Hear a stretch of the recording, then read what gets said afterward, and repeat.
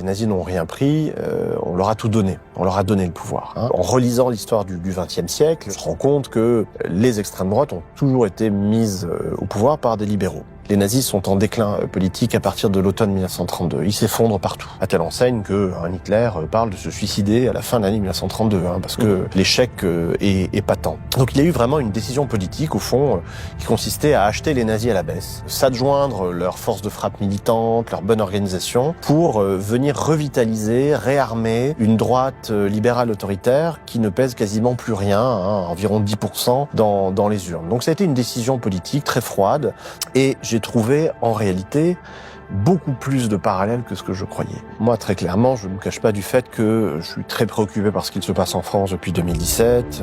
Le tournant libéral autoritaire, il est là. Et je me disais que il allait avoir une pente de l'extrême centre vers l'extrême droite, mais je la voyais à échéance 2027. Or là, avec le vote de la loi immigration en décembre 23, j'étais surpris de la vitesse à laquelle tout cela a été dévalé. On sort d'une semaine où on a beaucoup parlé de submersion migratoire, qui a été saluée encore une fois par Marine Le Pen comme une victoire idéologique, une victoire gramscienne, accréditée par l'usage politique des notions qui viennent des bas-fonds, des caniveaux de l'extrême droite. C'est très dangereux. De la même manière que réprimer violemment des mouvements sociaux, faire des états d'urgence à répétition, promouvoir le droit d'exception sur le droit commun, c'est irresponsable. Mais là où je pense qu'il peut y avoir un message d'espoir, c'est que rien n'est jamais écrit d'avance. Au fond, c'est l'extrême droite qui, a posteriori, nous dit, et les nazis ont été des maîtres dans cette matière, qu'il y avait une marée brune, un phénomène quasiment géologique, en fait, de montée des eaux qui était irrésistible. Or, on pouvait résister. Tout ne menait pas à ce que quelqu'un qui a 44 ans à l'époque, qui vient d'être fraîchement naturalisé, qui s'appelle Adolf Hitler,